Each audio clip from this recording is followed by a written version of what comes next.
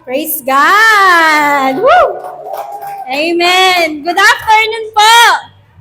Batiin mo yung katabi mo, sabihin mo magandang hapon. Magandang hapon.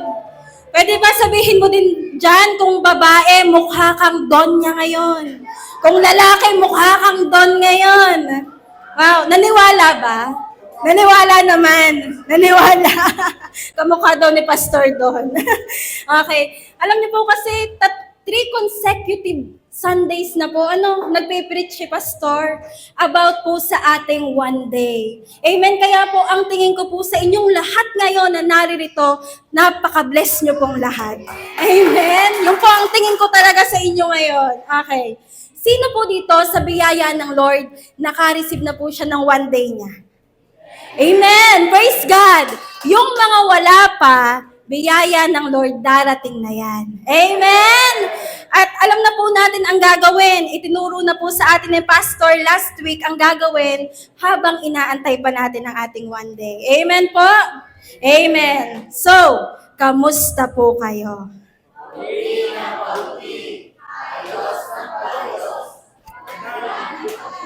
Wala po.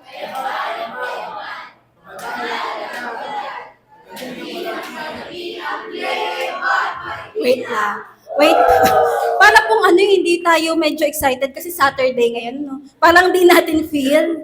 Pwede po ba sabihin po natin to nang tayo'y naniniwala na ito'y magaganap at nangyayari sa ating buhay? Amen?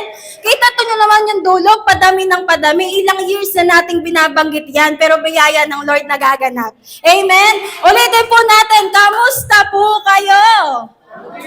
Pagdi, parot ng parot. Ganang kaganda. Ganang kabalat. Padami ng padami ang J1 Marikina. Woo! Okay, J1 Culture. I am a blessing. I am anointed. I am a believer.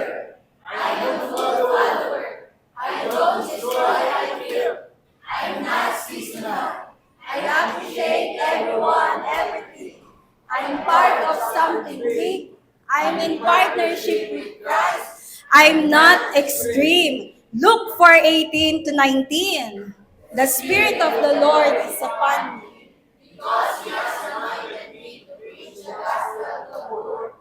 He has sent me to heal the brokenhearted, to preach deliverance to the captives, and open sight to the blind, to set at liberty them that are bruised, and to preach the acceptable year of the Lord. Amen. Nasa ulo niyo po ba?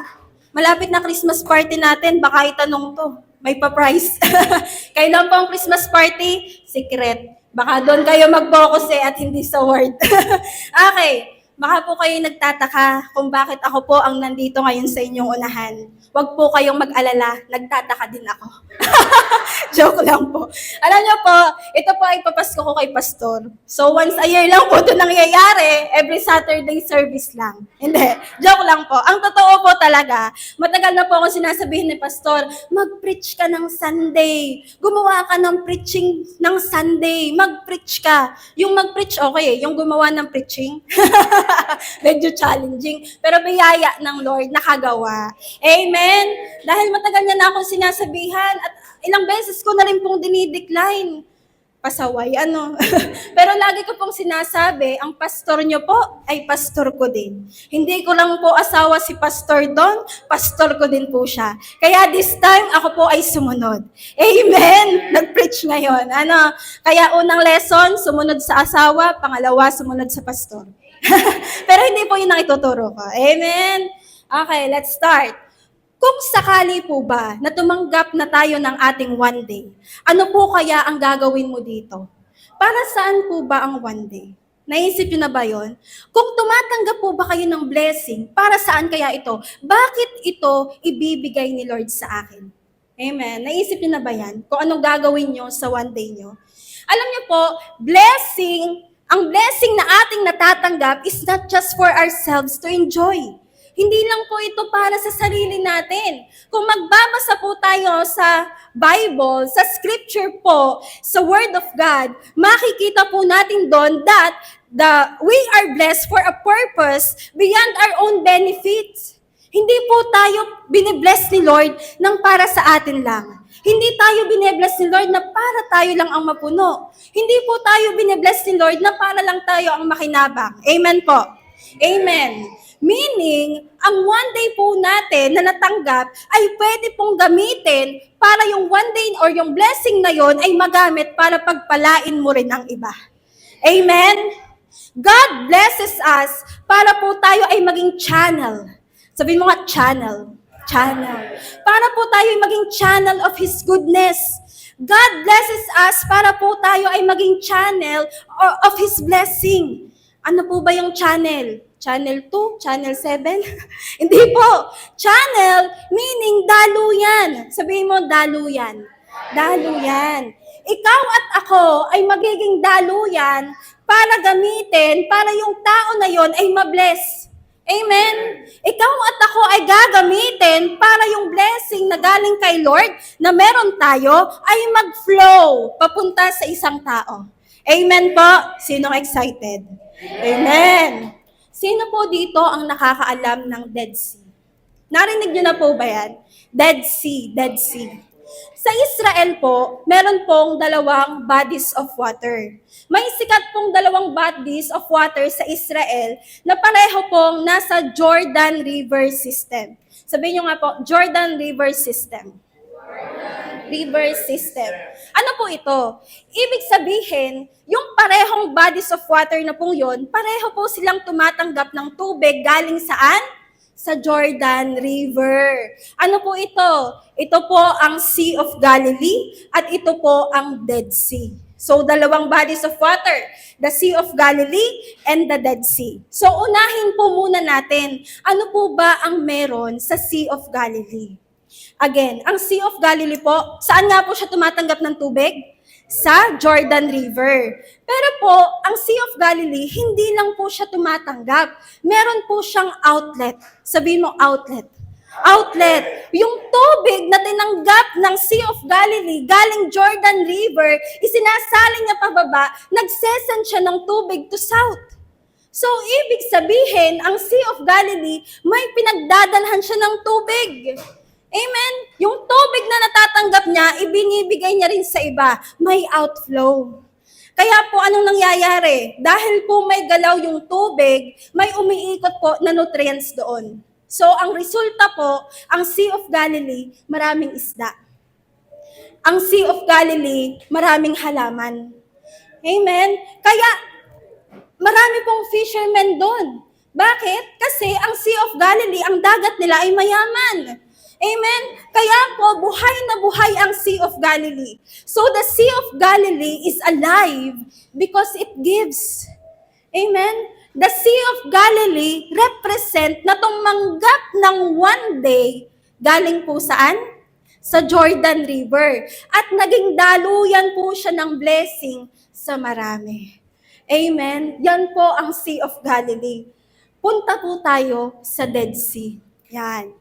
Si Dead Sea naman po, tumatanggap siya ng tubig from Jordan River. Pero ang kaibahan po niya sa Sea of Galilee, wala siyang outlet. Wala siyang daluyan. Wala po siyang sinusuplayan. Wala po siyang pinapakawalang water. So ano po ang resulta nito? Ang Dead Sea po ay 10 times saltier than the ocean. Sino po ditong nakapag-outing na? Sa dagat. Lahat ng nakaligo sa dagat, natikman nyo na ang tubig dagat. Amen? Maalat ba? Maalat!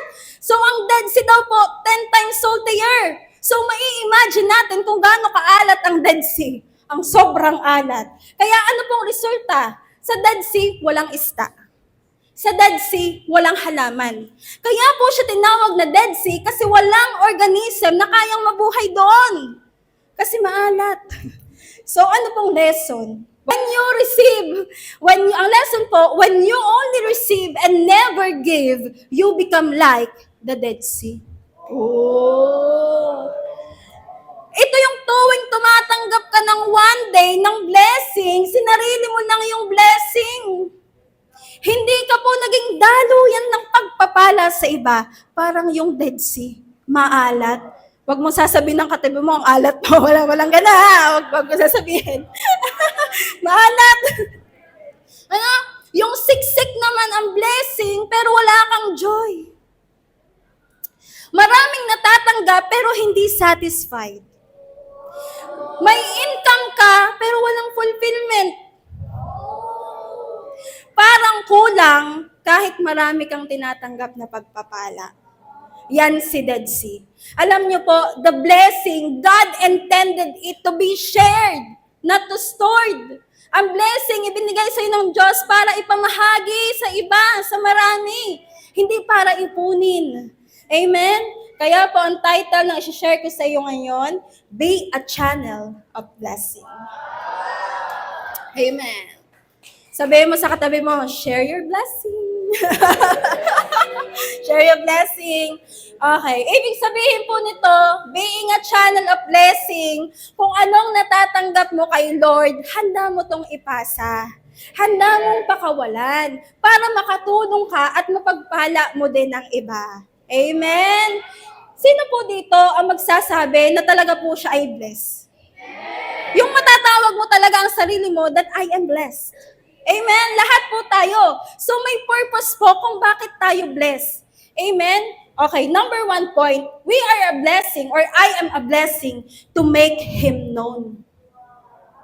Para mas makilala ang Panginoon. This is the ultimate reason kung bakit po tayo pinagpapala ng Diyos. Amen? All the blessing we receive are meant to reflect for His glory alone. In other words, sa blessing na meron tayo, people should see God, not us. Sabi po sa Psalm 67 verse 1 to 2, May God be gracious to us and bless us and make His face shine on us. So every blessing we receive has a divine purpose. Ano po yun? To make His face shine on us. Or to make God known. So the blessing again is not for our glory. It is for God's glory. Amen. Ituloy po natin ang verse 2. So that your ways may be known on earth, your salvation among all nations. Pinagpapala po tayo para maipakita ang mga gawa ng Diyos sa buhay natin. Amen. Ibig sabihin, pinagpapala talaga tayo ni Lord para hindi lamang sa ating sarili. Amen po. Kundi para mas makilala si Lord ng ibang tao sa pamamagitan mo. Amen. Sino po dito ang mag-a-agree sa akin that our greatest blessing is salvation? Amen. Lahat po tayo. Alam niyo po, that is our greatest blessing. And that is our very first one day. Kung akala mo hindi ka blessed, kung akala mo wala ka pang natatanggap na one day, ang totoo, meron na. That is the moment when we accept Jesus as our Lord and Savior. Amen? Our salvation. Kaya if you are saved, sinong mga ligtas? Amen. Then you are super blessed. And since the salvation is a blessing, anong kailangan gawin sa blessing? Share. Kailangan nating i-share ang salvation. So parang nagkaroon po ng matinding purpose kung bakit po tayo blessed. Tama? Kailangang maipakilala si Jesus at gamitin mo lahat ng bagay na ibinigay sa iyo ni Lord. Amen? Para mas makilala siya ng ibang tao. Amen. So we should not keep our salvations to ourselves. Kaya nakakatuwa po na tayo po dito ay nakakilala. Sino dito ang mga youth? Hi youth! May Christmas party ang mga yan mamaya eh. Woo! Hi sa mga youth! Biyaya ng Lord, nakakilala ang mga yan ng maaga sa Panginoon. Amen? Nakakatuwang isipin ng ganung kabata, pero nakakakilala kay Lord. And ang maganda dyan, hindi lamang dapat kayo, dapat maging ang iba din. Amen? Thank you. Sino dito may first timer ba dito? Meron? Wow! Hi! Welcome mo naman kung katabi mo yung first timer. Welcome po! Welcome. Alam niyo po, you are super blessed. Kasi yung nag-invite sa'yo, may sinishare pong blessing sa inyo. Yun po ay si Jesus. Amen? So again, lagi namin sinasabi dito, kung may religion po kayo, you can keep it. Hindi po natin papalitan yan. Ang gusto lang po namin ay ipakilala si Jesus at magkaroon kayo ng matinding at malapit na relasyon sa Diyos. Amen? So we should not keep our salvation to ourselves. Sabi po sa Mark 16, verse 15, "Go into all the world and preach the gospel to all creation." Go into all the world. Anong ibig sabihin po? Pupunta po ba ako sa iba't ibang bansa? Amen, kung yun ang kalooban ng Diyos. Pero ang world mo ay kung nasaan ka ngayon. Na kanino ba ang mundo mo? Saan ba umiikot ang mundo mo? Sa Kanya po. Yun lang. Hindi yun ano. Ang mundo mo ay kung saan ka naroroon. Ang mundo mo ay kung saan ka mas higit na nag-e-spend ng time. So kung lagi kang nasa school ang world mo. Kung lagi kang nasa workplace, ang workplace mo ang iyong mundo. At ano pong sabi doon? Preach. Preach the gospel. Preach the gospel kanino daw po? To all creation. Sa lahat ng nilikha. Hindi po para sa mabubuti lang. Ay, kay sister, ano ko lang i-share ang gospel kasi mabait siya sa akin. Pwede siyang pumuntang langit. Ay, hindi ganun ano. To all creation, sa lahat ng nilikha, hindi lamang para sa mababait, hindi lang para sa mabubuti, para sa lahat ng nilikha. Amen? Kaya wala tayong pipiliin. Because every person who brings someone closer to Christ is also sharing a blessing. I repeat, every person who brings someone closer to Christ is also sharing a blessing. So, bawat palatao na dinadala mo, papalapit sa Diyos, ay pagpapakita po pala yun ng pag-share mo ng blessing na meron ka.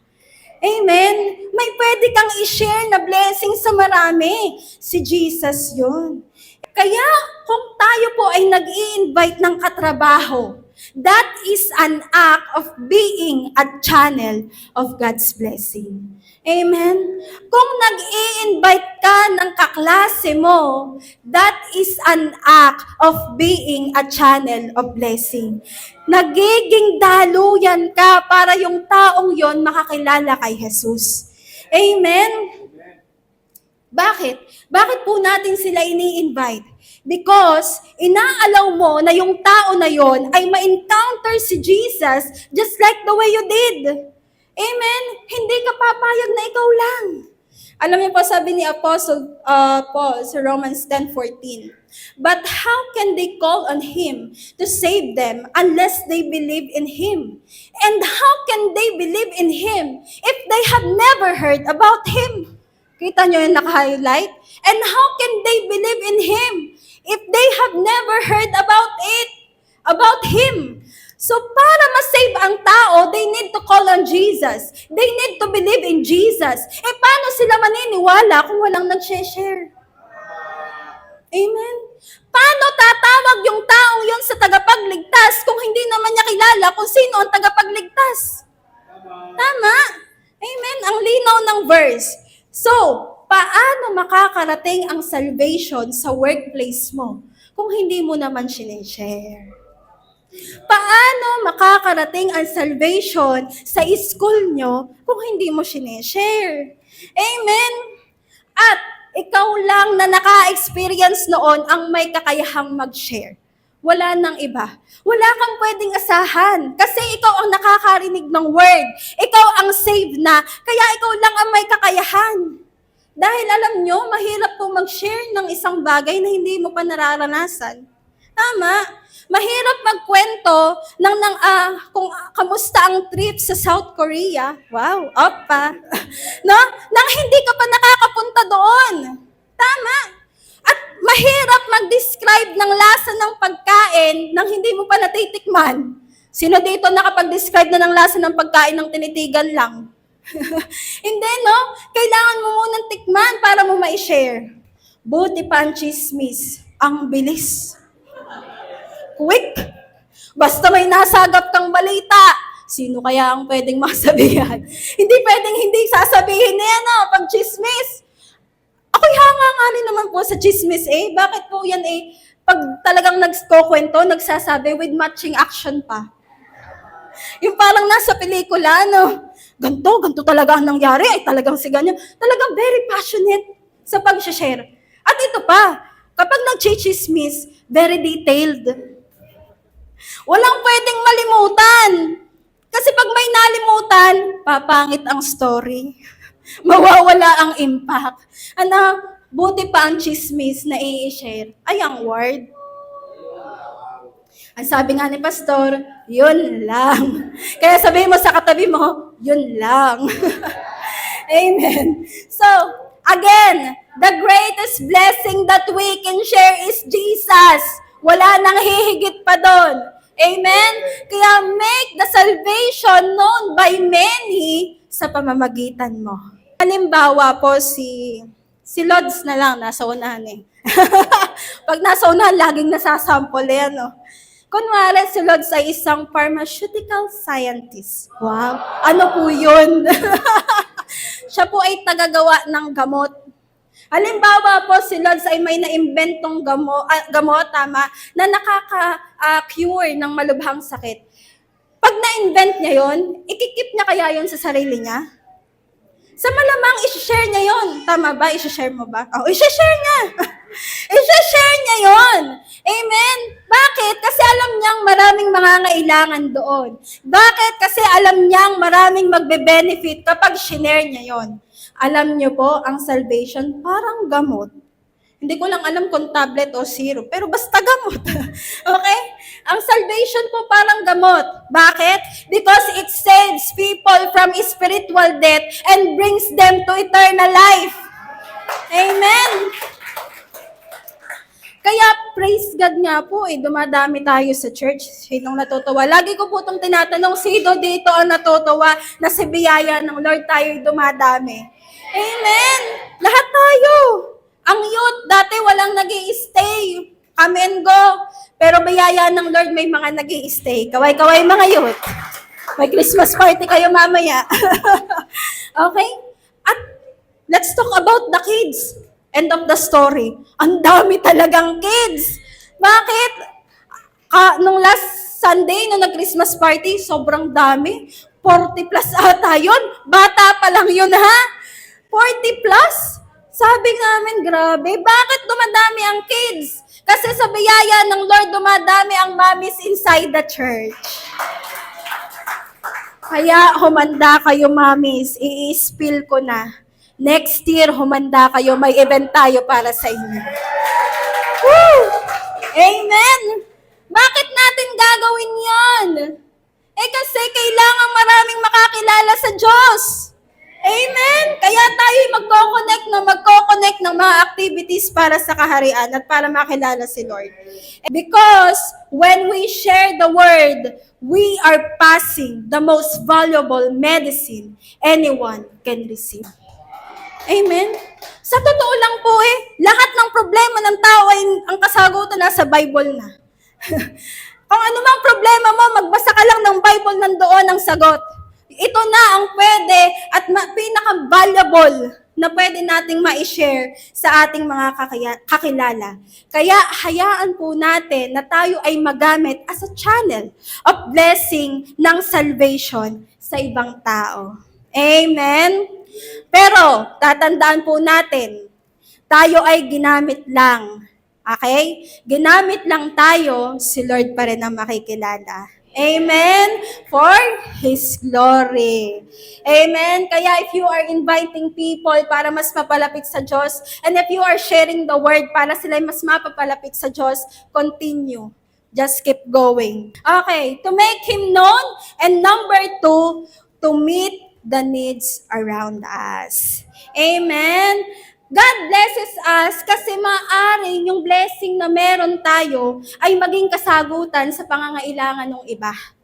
Amen. Sabi po sa 1 Peter 4 verse 10, each of you should use whatever gift you have received to serve others. So as faithful stewards of God's grace in its various forms. So ipinapakita dito sa verse na to that whatever gifts you have, anumang pagpapala na meron kang natatanggap, it is just a tool. Sabihin mo, tool lang yan. Tool. Tool to serve others. Para hindi for our personal gain. Amen? Para i-share natin sa iba. Alam niyo po, hindi aksidente na may hawak ang blessing ngayon. Anumang blessing na meron ka ngayon, hindi yan basta lang napunta sa'yo. It is strategically placed to meet someone's need. Amen? Sinong nakaalala kay Boaz? Yung kwento ni Pastor nakalaan, haalala niyo? Sinong nandito last Sunday? Amen? Ang nagpasimuno ng baby. Okay, si Boaz. Ano pong ulit meron si Boaz? Si Boaz ay mayaman. Si Boaz ay may lupain, tama? Si Boaz, marami siyang servant. Pero alam niyo po, si Boaz hindi aksidenteng mayaman. Si Boaz hindi aksidenteng may lupain. Si Boaz hindi aksidenteng maraming servant. It is strategically placed by God para pagpalain sino? Si Ruth. Amen? Kaya kung anong blessing na meron ka ngayon, hindi aksidente na meron ka yan. At kung sakaling dumating na yung one day na pinakahihintay mo, hindi po nagkataon na dumating yan. Sadyang binigyan ka para pagpalain ang iba. Amen? I repeat, sadyang binigyan ka para pagpalain ang iba. Amen? Parang rap, sadyang binigyan ka para pagpalain ng iba. Break it down, you. Parang rap. Amen? Alam niyo po, yang si Pastor, ako po ay biyaya ng Lord last 2023. Nilalagaluhan niya po ako ng iPhone. iPhone 14 Pro, kulay purple, fully paid. Pero, by God's glory, niregaluhan niya ako noon. As matagal ng Android user, talagang ako po ay super blessed nung binigyan ako noon ni Pastor. Kasi talagang yung mga friends namin, yung mga iPhone sila, at pag may pinupuntahan kaming lugar, talagang nadja-justify nung phone, yung lugar na maganda. Amen? Kaya nung nagkaroon kami niyan, super blessed at super gamit na gamit namin yan. One time po, dito sa church, dumami ang bata. So, kailangan na natin silang ikulong. And then, ilagay sa children's room. Kasi para hindi po maabala yung mga nakikinig dito sa hall. Of course, hindi naman pwede natin silang pabayaan dun sa loob. Kailangan po nating maglagay doon ng mga teacher. Ngayon po, may mga teacher tayong nilalagay doon. Dati po, si Bebeng pa lang ang nandoon sa loob. Ngayon po, hindi nakakapakinig ng Word of God every Sunday. Tapos si Bebeng, part po siya ng aming life group. Ngayon, kapag po kami lalabas, magla-life group after the service, syempre ang tanongan natin sa life group kung ano yung napag-usapan ng Sunday. Hindi niya napakinig. Pero siya ay may mga notes na nakukuhanan. So doon lang siya nagbe-base. So nagkaroon din ulit kami, dahil hindi siya nakakapakinig, nagkaroon kami ng idea na lagyan ng mga 3 hanggang 4 na teacher para makapakinig ng sali-salitan. Pero hindi may burden kami na dapat sila ay makapakinig lahat. Kaya nandoon yung point na kailangan nating i-video ang preaching para mapakinggan nila. Ngayon, anong gagamitin na phone? Meron tayong iPhone. Sa biyaya ng Lord, yun ang ginamit namin. Nagawa tayo ng YouTube account, binidyo natin, tapos ito, pinapaganda natin para yung pasok sa audio ng phone, maganda. Tapos yung mga link noon, sinesend natin sa mga hindi nakakapakinig noon. Pero by this time, nakapublic na yung sa YouTube natin. Ano pong ibig kong sabihin? Hanggang ngayon, mula 2023, nang pinagamit namin yan sa Lord, that is our personal na gamit. Pero hanggang ngayon, pinagagamit namin para sa Diyos. Amen? And I declare, malapit na ang one day ng media team na magkakaroon ng magandang gamit pang video. Kasi may mas gaganda pa dyan. May mas igaganda pa. Amen? So, willingly, pinagagamit namin yun. Kasi meron kami. Hindi na para ipabili pa sa ministry. Kasi meron ka naman. Bakit hindi muna iyon? Amen? That year din, hindi ko lang alam kung the same year nga na nakabili din si Pastor ng another iPhone. Nangangailangan po tayo to promote yung ating Facebook page. Since gamit yung isa pang video, kailangan pang picture. Diba? Yun po yung ginagamit natin ngayon. Sinong nakakinabang? Tayong lahat ay talagang pagdadaan si Topper. Acting na pala. Okay? Ginagamit natin yon to promote the Facebook. Para saan? Para malaman nila may JA1 Marikina dito. Pumunta kayo. Amen? Yun ay for the glory of God. Ano pong ibig kong sabihin? Hindi po aksidente na that year ay binigyan ako ni pastor ng iPhone. Hindi po aksidente yon, itinaon talaga ng Lord para yung magamit pang video at yung makapakinig ay makapakinig, yung hindi makapakinig ay makapakinig. Amen? Willingly pinagamit kasi alam naman po namin hindi sa amin galing yun. Amen? Kami lang ang pinabili, pero yung ginamit ng pangbili galing sa Diyos. Meron pa po kaming isang natutuwa din kami sa buhay ni Vivian at Ram. Wala lang sila dito ngayon. Pero nakakatuwa ang mga yan. No? Kasi si Vivian at si Ram may sasakyan yan. Tig-isa yung mga yan. Tig-isa silang sasakyan. At every time na kinakailangan ng church ng sasakyan, willingly, pinapagamit nila yung sasakyan. Nagpunta ng Tagaytay for a camp.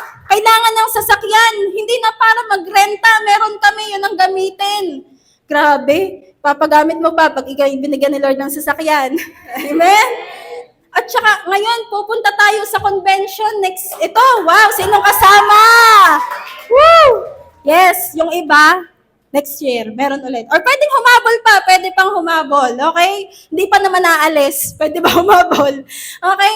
Pinagagamit nila willingly. Hindi nga lang sasakyan, pati nga bahay. Sino nakatulog na dito kada Vivian at Ram? Kahit bahay nila, pinapagamit nila sa nangangailangan noon.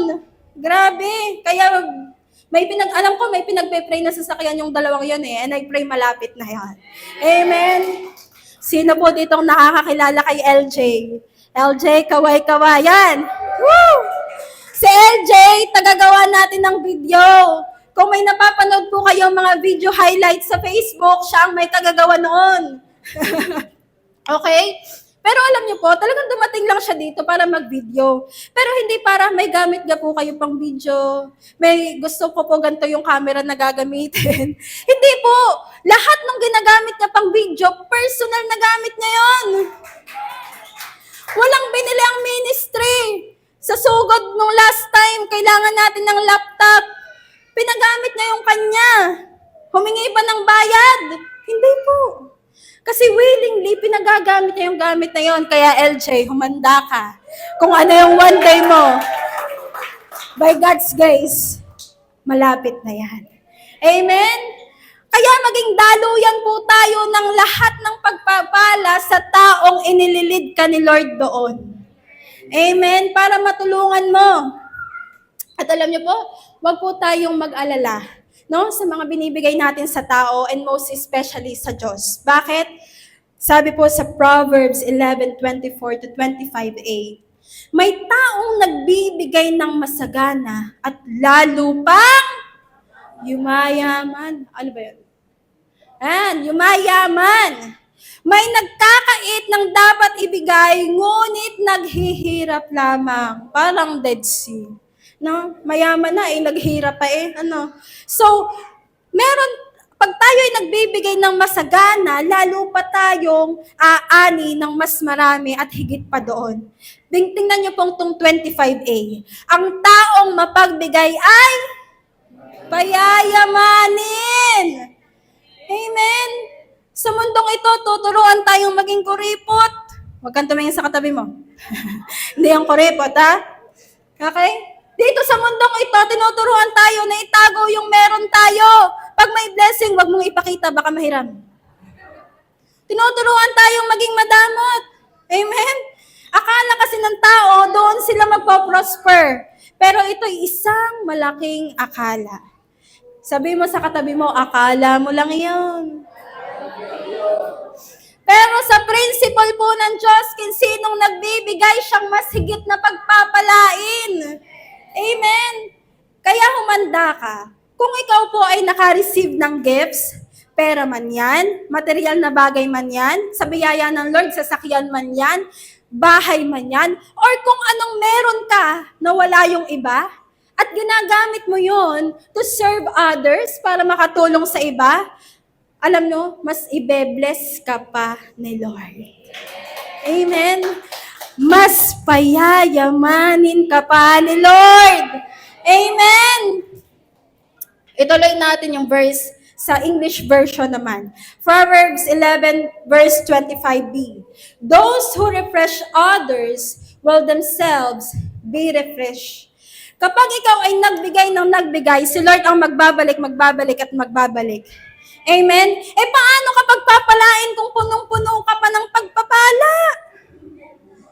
Sinong may tumbler dito? Lalagyan ng tubig. Pag puno pa yon, malalagyan mo? Hindi na. Anong kailangan gawin? Alisin. Bawasan. Para mapuno ulit. Amen? Ganon din po sa blessing. Kailangan mong ilabas para madagdagan ka ulit. Kailangan mong bawasan ng patas. Bawasan ng patas para punuin ulit ni Lord. Para mapalitan ng bago. Amen? Ang hirap kasi sa atin, takot tayo mag-release. Akala natin mawawalan tayo.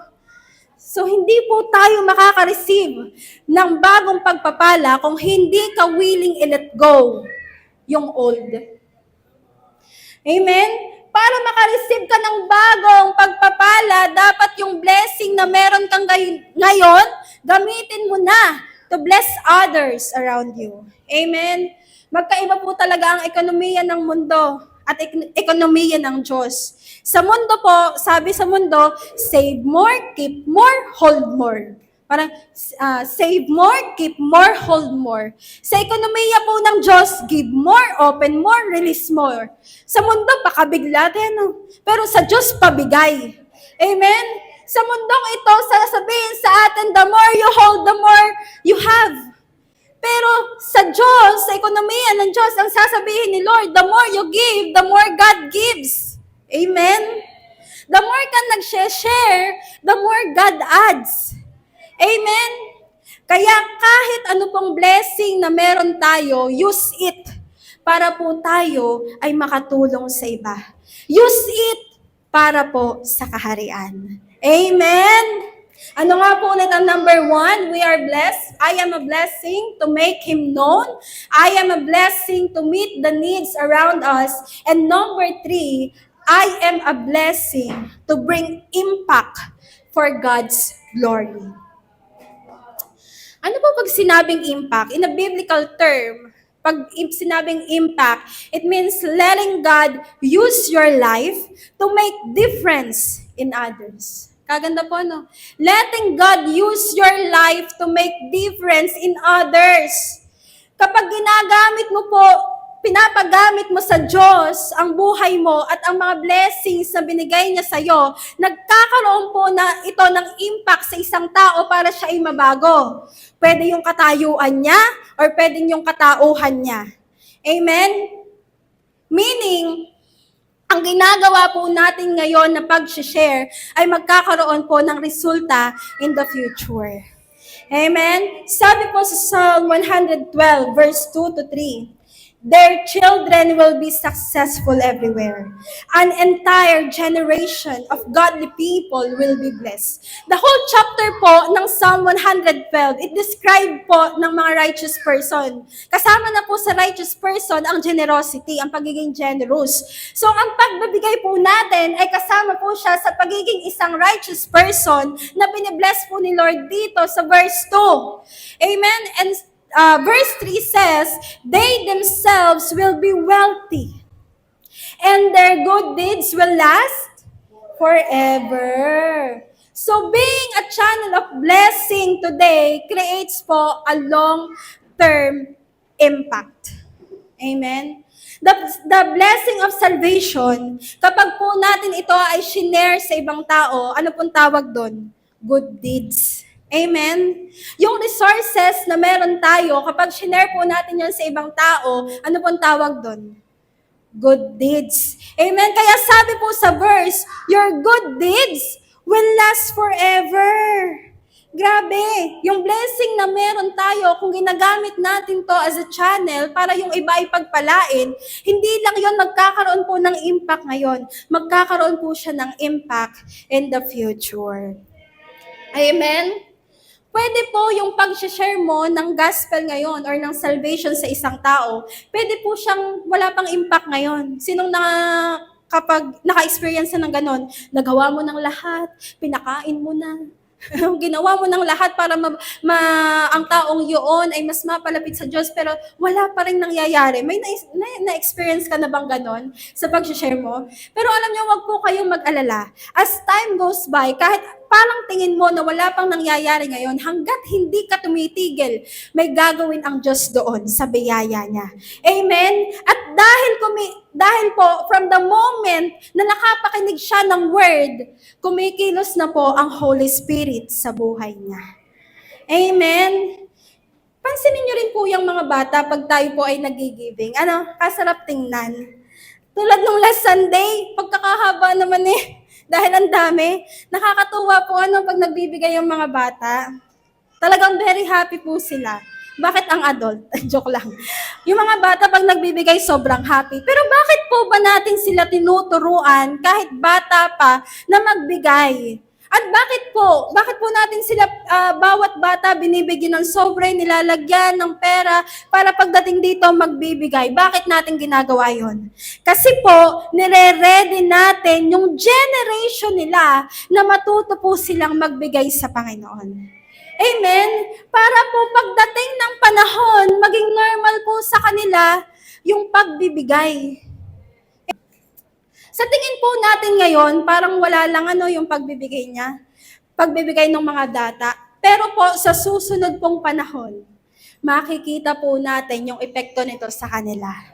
Amen? Kaya po, habang bata pa, turuan natin sila to give. Hindi lang po sa mga bata. Sino po dito ang may hinahandle kang A-group? A-group leaders, kaway-kaway! Malapit na ang Christmas party. Yung palang inantay. Okay? Kung nag-A-group ka, that is a blessing. Bakit po kaya ang A-group, mga A-group leaders na yan? Lagi, pagkakailangan ng time, nag-i-spend sila ng time. Nag-i-spend sila ng money para kayo ay pakainin. Kita nyo naman, busog na busog. Kitang-kita ba? Pinapakain sila. Bakit? Para saan yun? Para saan yung panglilibre? Para saan yung dadalhin ka dito sa kapihan, dito sa kainan, kung saan ka dadalhin para pakainin? Bakit ginagawa nila yon? Sa madalit sabi po, ang pagpapalang tinatanggap ni A-group leaders, nagkakaroon po ng parte yung mga hinahawakan niya.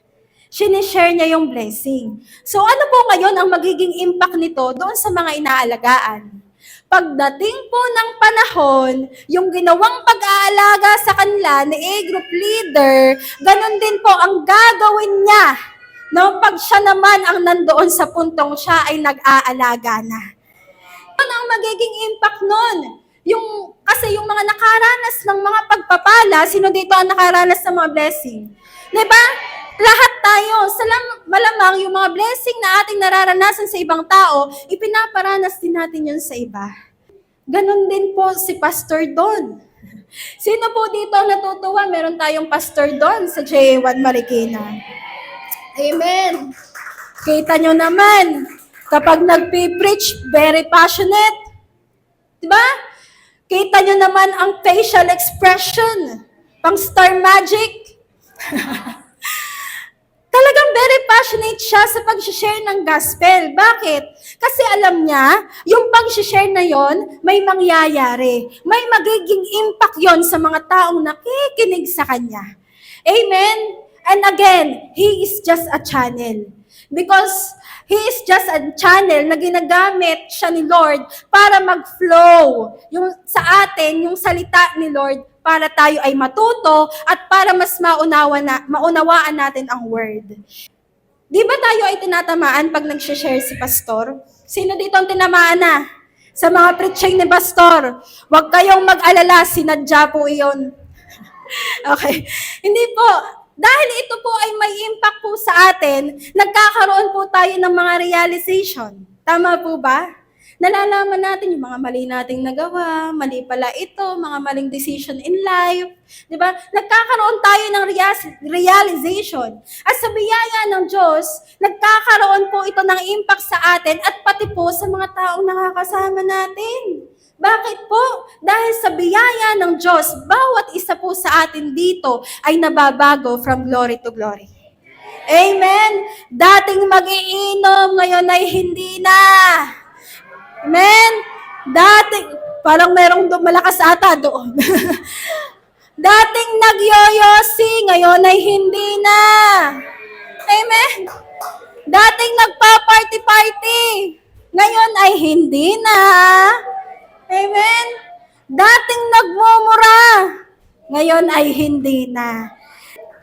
Your own testimony can impact others. Your own testimony can be a channel of blessing. Amen? Bakit?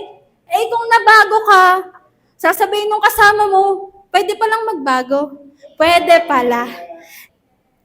Isa pa, sa impact nito, yung mga naririnig po nating salita, hindi po natin namamalayan minsan na nasasalita na rin po natin sa iba. Tama po. Kasi po, yung iba, may napapansin na pong changes po sa atin. Hindi na po ganun ang pagkakakilala sa inyo. Nag-iiba ka na. Iba na, marami po dito sa church, may mga testimony po sila. Dati po, yung usapan nila sa circle kung ano-ano, pero biyaya ng Lord, naiisingit po lagi si Lord sa usapan. Amen? May mga testimony pong ganyan dito, kaya nakakatuwa kasi nagkakaroon ng impact sa ating lahat. So, ang blessing po, kapag po naipasa po natin sa tao or sa isang community, para po tong chain reaction. Alam niyo yung chain reaction? Yung nabago ka, tapos nabago din yung isa, and then nabago din yung isa. Hindi ka naman palabigay, madamot ka nga noon. No? Pero dahil may yung real talk. Okay. Dati hindi ka naman mapagbigay, pero dahil yung taong yung mapagbigay sa'yo, na-adapt mo yun, naging mapagbigay ka sa kanya, itong taong to naging mapagbigay na din. Hindi ka naman dating magtatanim, pero dahil may nagtatanim lagi sa'yo, naging magtatanim ka na din, naging magtatanim na din yung mga nakakasama mo. Nagkakahawaan. Sabihin mo sa katabi mo, manghawa ka. Manghawa ka, pero in a positive way. Okay. In conclusion, being blessed is not just for us. Amen? Hindi lang po ito para sa atin. Blessing are meant to flow sa pamamagitan po natin. Para maging magpagpapala ka rin sa ibang tao. Sino yung ibang tao? Yung ibang tao pwede pong kapamilya mo. Yung ibang tao pwedeng kaibigan mo. Yung ibang tao pwedeng kapitbahay mo, yung ka-church mo. Or kahit nga hindi mo personal nakakilala, basta nangangailangan ng tulong, maging channel of blessing ka sa Kanya. Amen? God gives what we have para siya ay makilala, para makatulong sa needs ng iba, at para tayo ay magbigay ng impact sa maraming tao for God's glory. At tandaan po natin, worship team please, we are blessed not to collect, we are blessed not to boast, not to keep, but to be a channel of blessing. Amen? Tayo po ay pinagpapala ng Lord para hindi mag-ipon lang. Hindi para ipagmayabang yung blessing na yon. Hindi para hawakan mo lang. Kundi parang maging daluyan tayong lahat ng pagpapala sa iba. Amen? Kaya alam nyo, wag po tayong hingi ng hingi sa Lord. Wag po tayong hingi ng hingi sa Lord ng pagpapala na hindi po bukas yung palad natin para magpala ng iba. Sasabihin natin kay Lord, Lord, pahinging one day.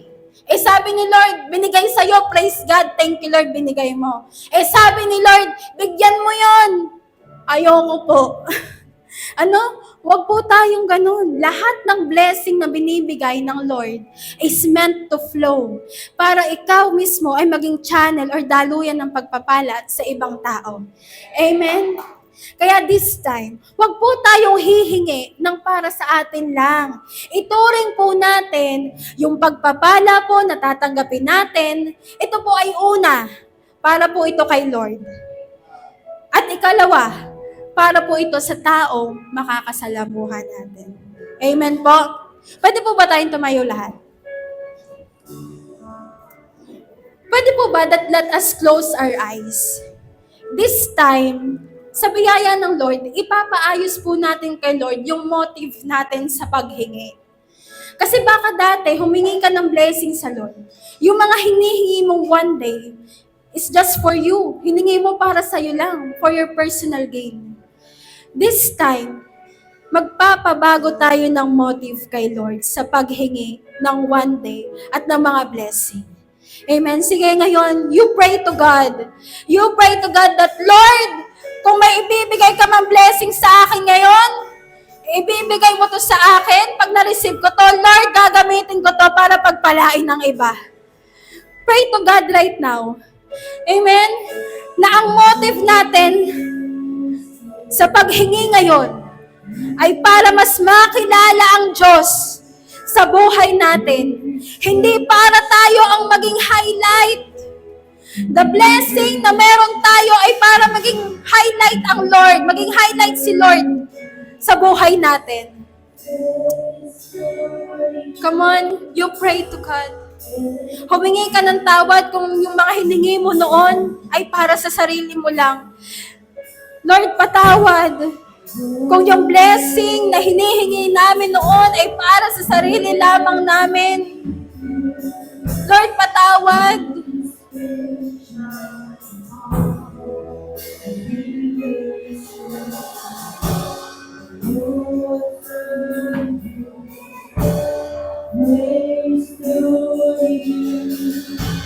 Lord, bayayaan mo kami ng motive, Panginoon.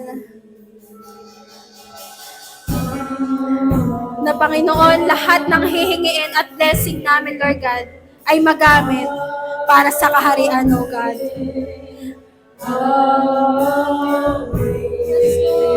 Whatever we have, Panginoon, para lamang sa iyo, Lord God. Whatever natatanggapin namin, Panginoon, ay para sa kaharian. Whatever natatanggapin namin blessing simula ngayon, Panginoon, ay para ma-bless ang mga tao sa aming harapan, O God. Whatever na blessing na marireceive namin ngayon ay magamit sa aming pamilya, Panginoon. Hallelujah, Jesus.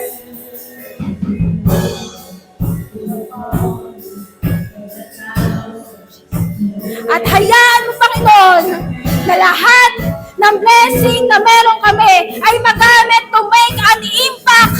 To make an impact from generation to generation, O God.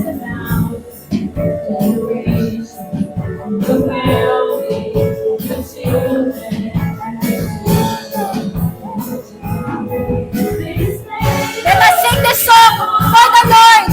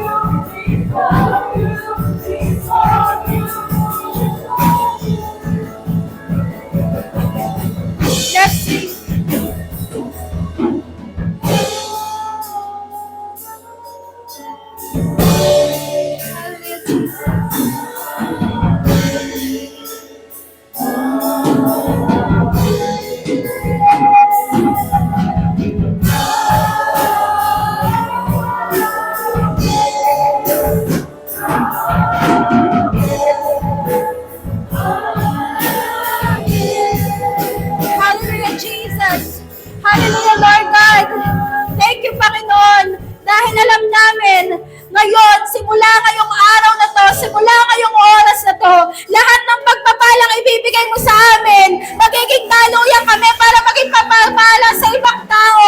Lahat ng blessing, lahat ng one day na darating sa amin, Lord God, gagamitin mo lang ito para kami ay maging channel of blessing sa maraming tao, Lord God.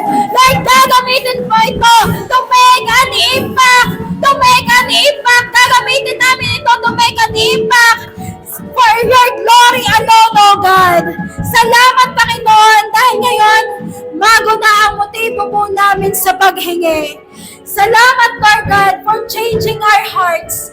Salamat, Panginoon, sa lahat ng aming natutunan. At hayaan mo, Panginoon, na habang kami nagpapatuloy sa iyo, Lord God, mayayaan mo pa kami ng pusong mapagbigay. Salamat, Panginoon. Thank you, Lord God. With this we pray in Jesus' name. Amen. At kayaya po ng Lord, humanda po tayo dahil bago na ang motibo natin sa paghingi, yung one day mo, malapit na malapit. Amen. We praise you, God. We thank you. This we pray in Jesus' name. Amen.